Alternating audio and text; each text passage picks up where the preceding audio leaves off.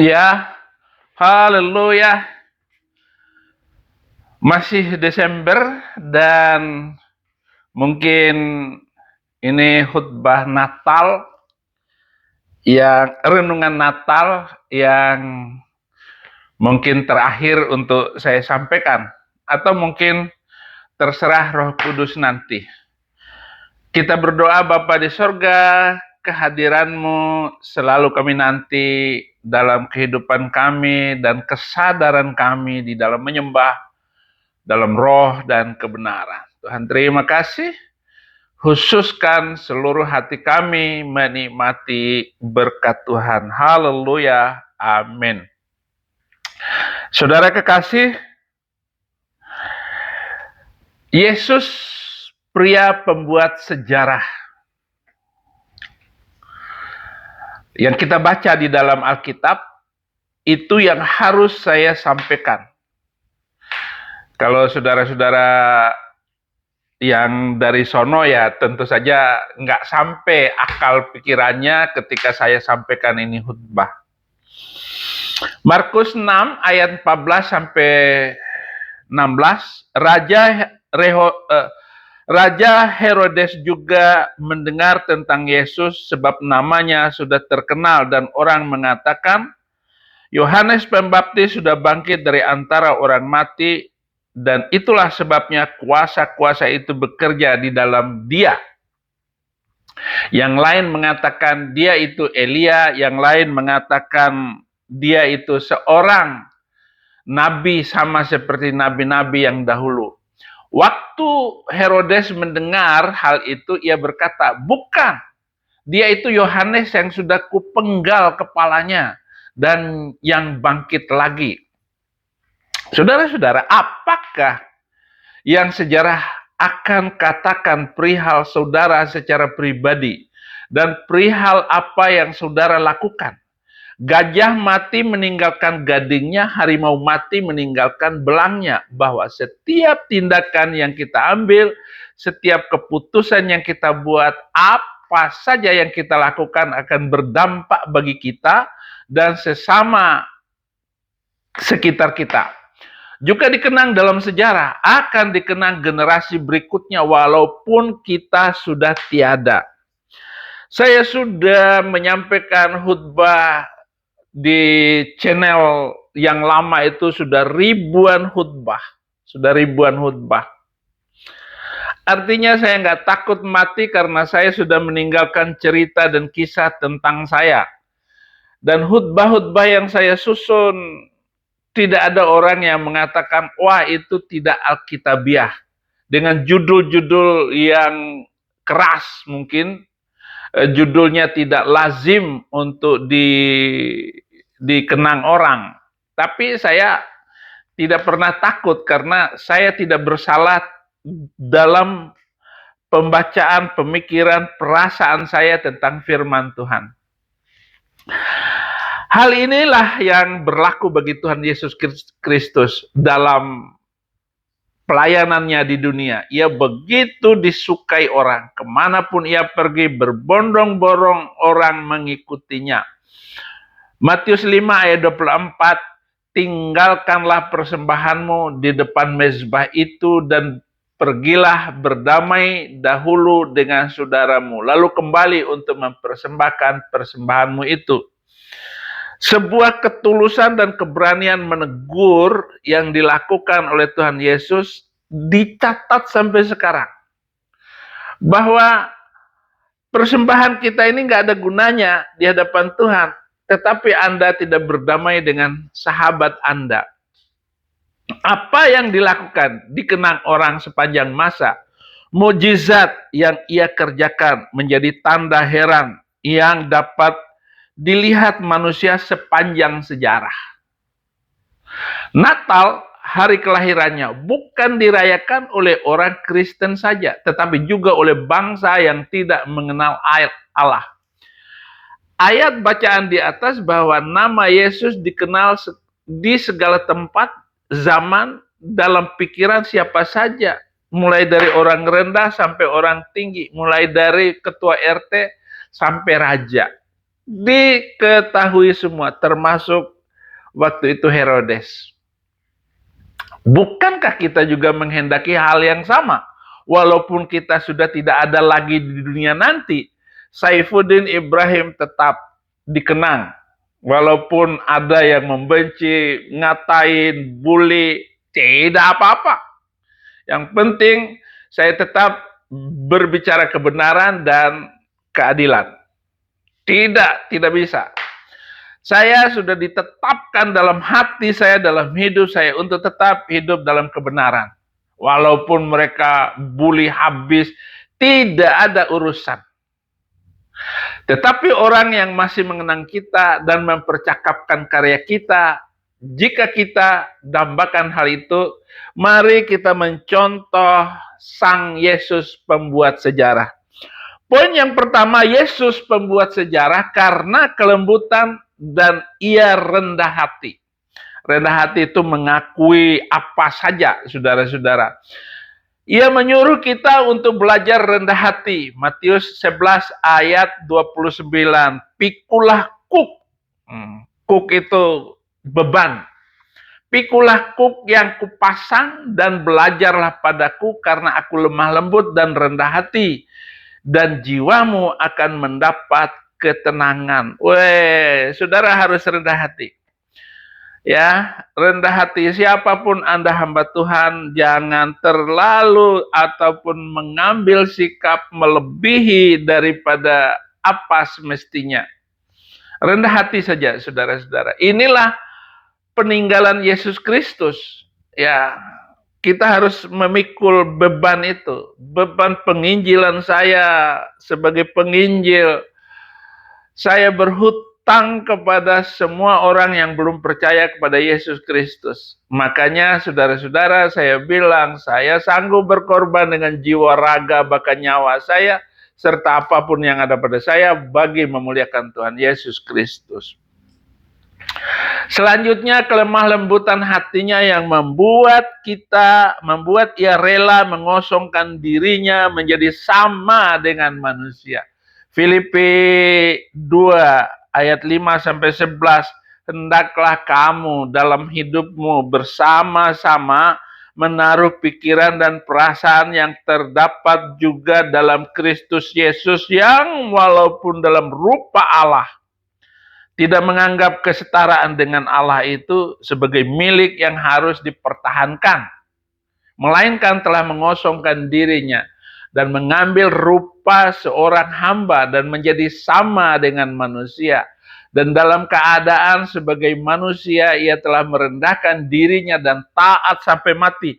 Bahkan sampai mati di atas kayu salib. Itulah sebabnya Allah sangat meninggikan dia dan mengaruniakan kepadanya nama di atas segala nama. Supaya apa? Dalam nama Yesus bertekuk lutut segala yang ada di langit, yang ada di atas bumi, yang ada di bawah bumi, dan segala lidah mengaku Yesus Kristus adalah Tuhan bagi kemuliaan Allah Bapa. Jadi saudara-saudara, jangan terlalu mempertahankan dirimu, wah kamu diejek, nggak ada urusan. Kejujuran, kebenaran, keadilan itu lebih daripada segala-galanya. Iya, berbicara semua ini adalah hukum. Hukum kita harus taati dan kita harus hormati. Saya sudah menghormati hukum dengan masuk penjara.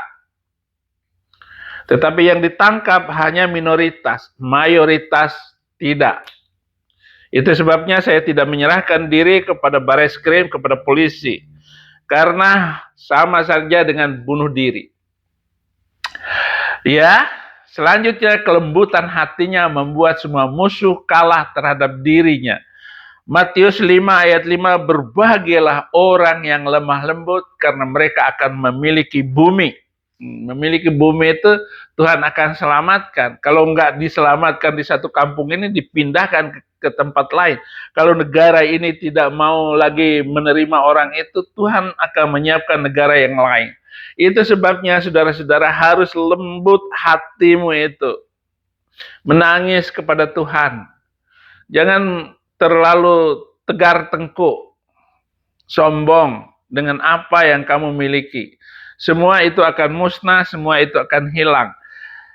Penderitaanmu di dunia ini tidak seberapa daripada kemuliaan yang Tuhan siapkan. Oleh karena itu, setiap orang percaya jangan takut dengan apapun. Poin yang kedua, Yesus pembuat sejarah, pria pembuat sejarah karena karya yang dilakukannya. Ia berbuat baik kepada siapa saja.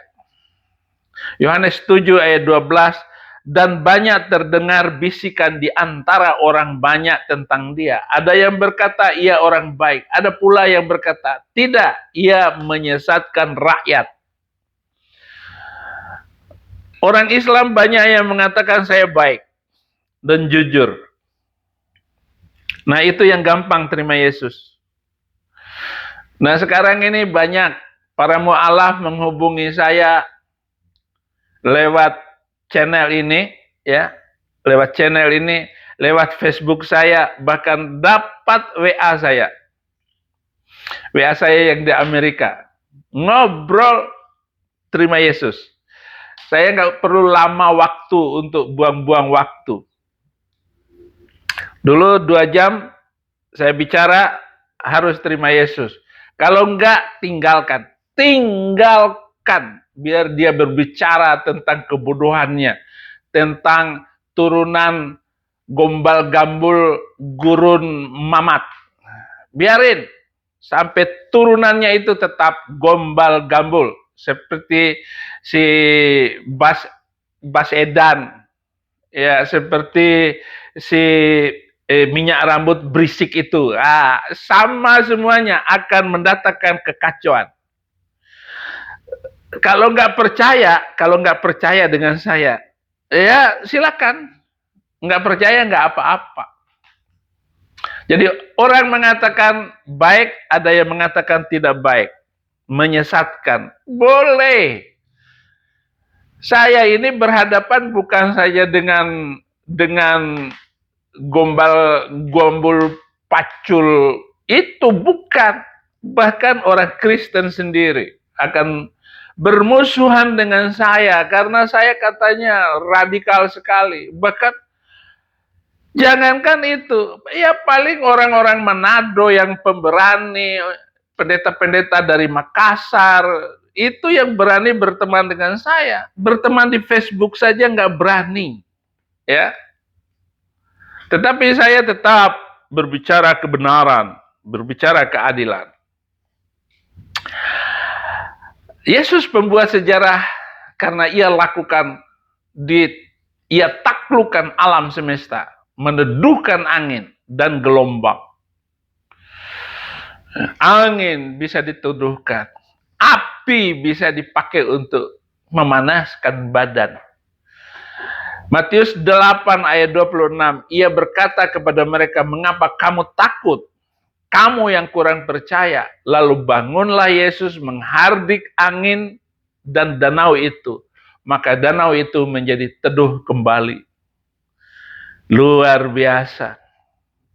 Sehingga orang-orang yang melihat setelah diteduhkan itu danau, ini orang apa kok bisa begitu? Ya. Dengan iman Anda lakukan yang terbaik. Ia menaruh uang di mulut ikan. Matius 17 ayat 27, tetapi supaya jangan kita menjadi batu sandungan bagi mereka, pergilah memancing ke danau. Dan ikan pertama yang kau pancing, tangkaplah, bukalah mulutnya, maka engkau akan menemukan mata uang 4 dirham di dalamnya. Ambillah itu dan bayarkanlah kepada mereka, bagiku dan bagimu juga. Di ikan ada uang. Mukjizat yang luar biasa. Nggak percaya. Tetapi itu akan terjadi. Di dalam keadaan apapun, Anda bisa memperoleh berkat kebaikan Tuhan. Pohon kering atas perintahnya. Matius 21 ayat 19, dekat jalan ia melihat pohon ara lalu pergi ke situ. Tetapi ia tidak mendapatkan apa-apa pada pohon itu selain daun-daun saja. Katanya kepada pohon itu, engkau tidak akan berbuah lagi selama-lamanya. Dan seketika itu juga keringlah pohon itu. Ya, sekali lagi, Anda yang suka berbicara yang benar, Anda yang suka kepada keadilan, ya, hati-hati dengan mulutmu. Jangan kamu mengutuk, jangan kamu katakan kejahatan kepada, apalagi kepada anak istrimu. Jangan, bahaya sekali. Akan menimpa, akan menderita anak-anak keturunanmu gara-gara salah di dalam berbicara. Ya, kalau tukang sumpah serapah kemudian memaki anaknya, itu belum tentu kena. Tetapi kalau kamu suka berbuat yang benar, berbicara yang benar, tidak berbohong selama ini, maka kata-katamu itu sangat sakti. Hati-hati saudara-saudara, seperti apa yang dilakukan oleh Kristus itu. Tunjuk pohon kering. Kemudian ia melenyapkan segala penyakit orang-orang yang ditemuinya. Jalan di satu kampung itu sembuh semua. Orang buta melihat. Matius 12 ayat 22. Kemudian dibawalah kepada Yesus seorang yang kerasukan setan. Orang itu buta dan bisu. Lalu Yesus menyembuhkannya. Sehingga si bisu itu berkata-kata dan melihat. Maka kamu, hai orang-orang yang tidak mau ngomong, hai orang-orang yang tidak menginjil, tidak mau memberitakan firman kepada keluargamu, saya peringatkan, amanat agung itu adalah perintah utama di dalam Kristus. Bukan supaya gerejamu lebih bagus, lebih dingin, lebih keren. Bukan itu saja. Tetapi intinya adalah membawa jiwa kepada Kristus. Bertobat, bertobat. Orang tuli dibuatnya mendengar. Markus 7 ayat 32. Di situ orang membawa kepadanya seorang yang tuli dan yang gagap. Ngomongnya kayak dan memohon kepadanya supaya ia meletakkan tangannya di atas orang itu. Sembuh. Orang lumpuh berjalan oleh sepatah katanya. Markus 2 ayat 9. Manakah lebih mudah mengatakan kepada orang lumpuh ini, dosamu sudah diampuni, atau mengatakan, bangunlah, angkatlah tilammu dan berjalanlah. Orang itu langsung sembuh. Haleluya.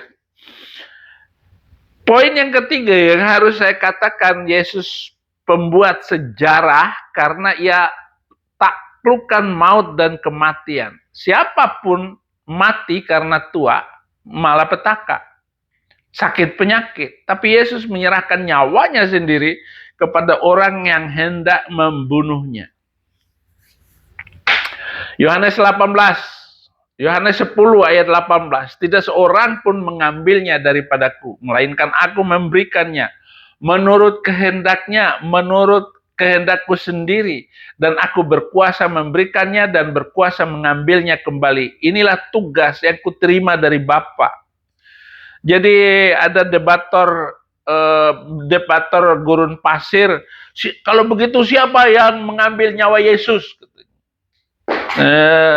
Ada pendeta sampai nggak bisa jawab. Katanya setan yang mengambil. Bukan. Yesus mampu menyerahkannya, nyawa itu, dan berkuasa mengambilnya kembali. Karena itulah tugas yang diterima dari Bapakku. 3 hari setelah dikubur, Yesus bangkit terbang, menemui murid-muridnya.